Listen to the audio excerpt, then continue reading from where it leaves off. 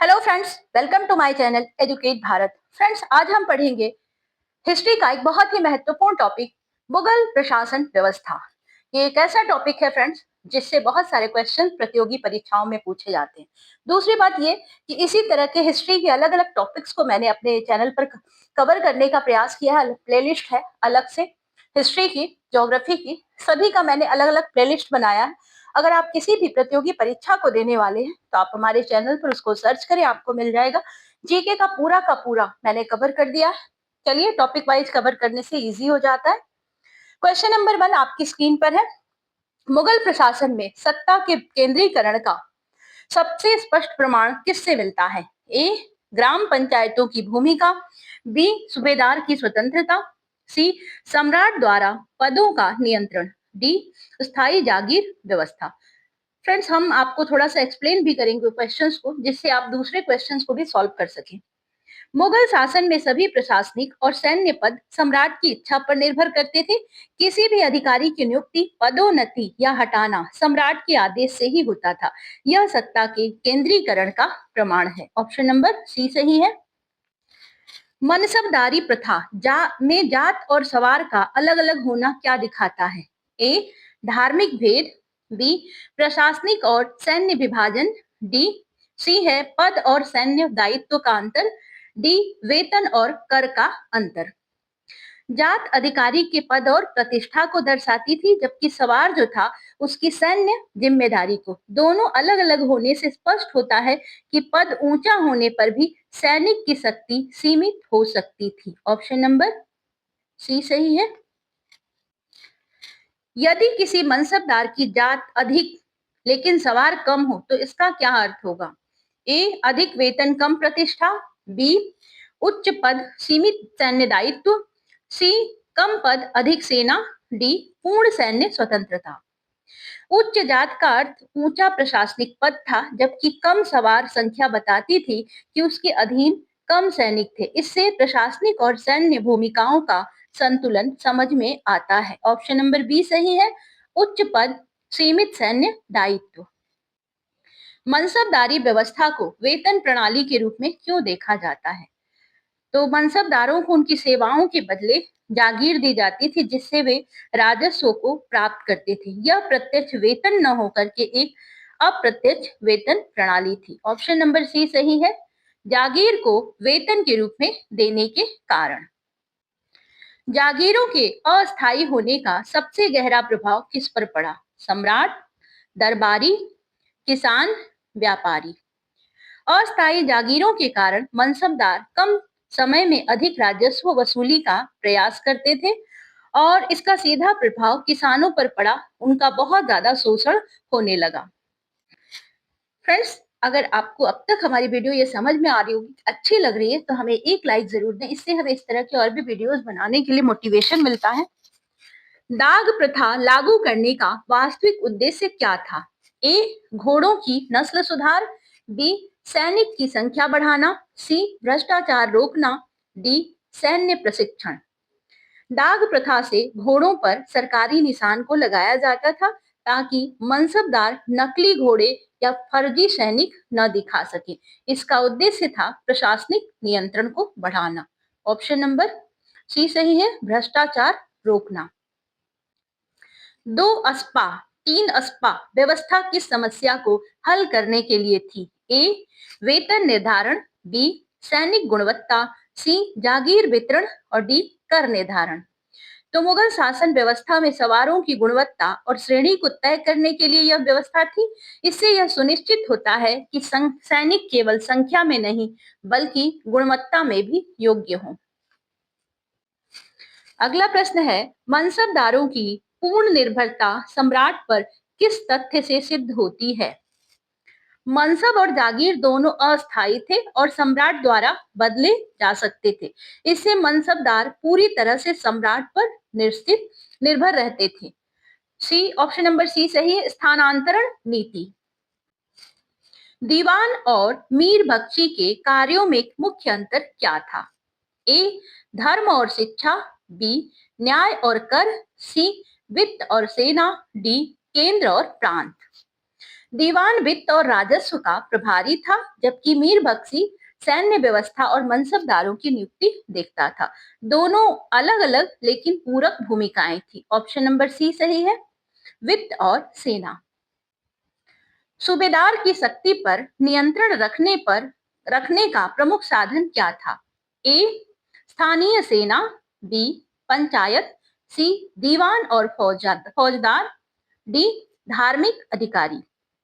सूबेदार के साथ दीवान और फौजदार जैसे अधिकारी होते थे जो सीधे केंद्र को रिपोर्ट करते थे। इससे सूबेदार की शक्ति हमेशा संतुलित रहती थी। ऑप्शन नंबर सी सही है। दीवान और फौजदार। मुगल प्रशासन को नौकरशाही कहना क्यों उचित है? इसका कारण यह है कि मुगल प्रशासन में स्पष्ट पदानुक्रम, निश्चित कार्य और आदेशों की श्रृंखला थी। यही विशेषताएं नौकरशाही व्यवस्था का भी पहचान होती हैं। ऑप्शन नंबर सी सही है। संगठित पदानुक्रम के कारण। काजी और फौजदार के कार्यों में मूल अंतर क्या था? तो काजी क्या करता था? न्यायिक कार्य को देखता था, लेकिन फौजदार का काम था कानून व्यवस्था और सुरक्षा का दायित्व संभालना। दोनों की भूमिकाएं स्पष्ट रूप से अलग अलग थी। ऑप्शन नंबर बी सही है। न्याय और सुरक्षा।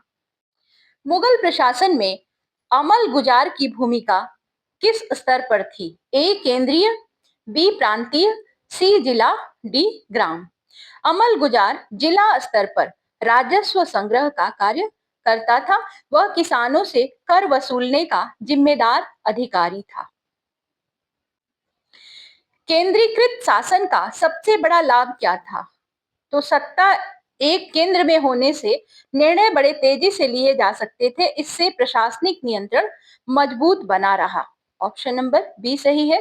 त्वरित निर्णय। केंद्रीकृत शासन की कमजोरी कब उजागर हुई?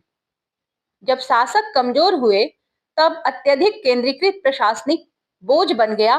पूरे तंत्र की कमजोरी सामने आ गई। ऑप्शन नंबर बी सही है। कमजोर शासकों के समय। मनसबदारी प्रथा का सबसे व्यवहारिक पक्ष क्या था?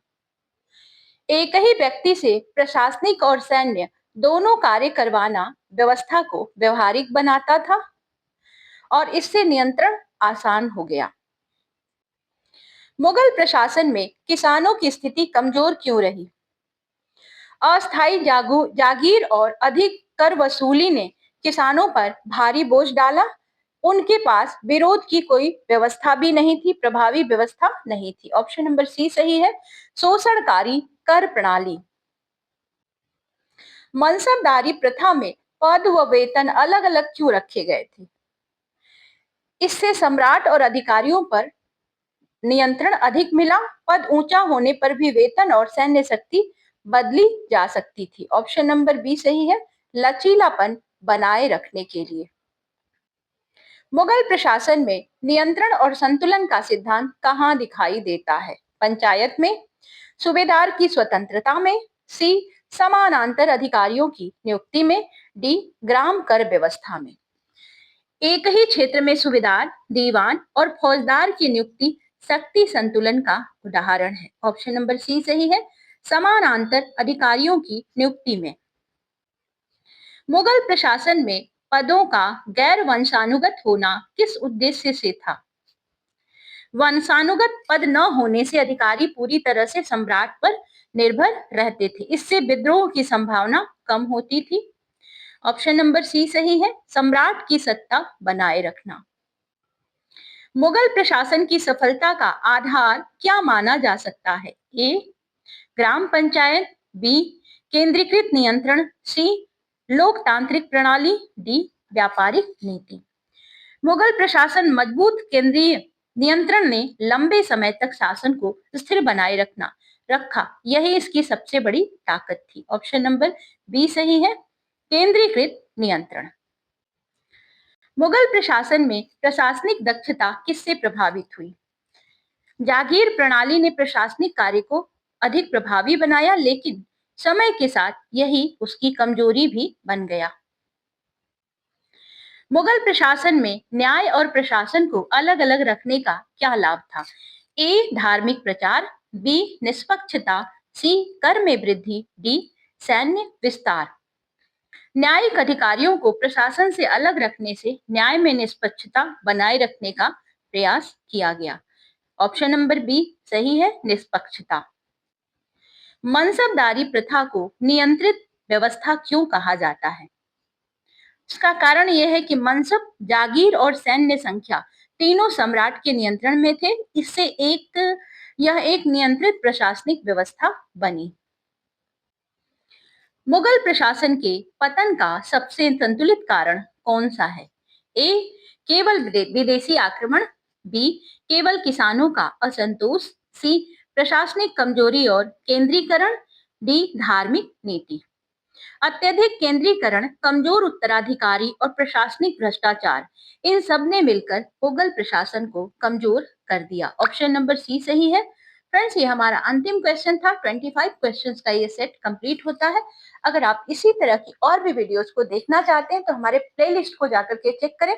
इस तरह की आपको अलग अलग टॉपिक्स पर वीडियो मिलेगी और अलग अलग सब्जेक्ट से related history, geography, politics, economics, पर्यावरण, सभी टॉपिक्स पर आपको वीडियो मिलेगी। फ्रेंड्स, दूसरी बात ये कि आप अपने दोस्तों के साथ भी इसको शेयर करें, चैनल को लाइक करें। मिलते हैं हम आपसे नेक्स्ट वीडियो में। तब तक के लिए good bye. Thank you for watching.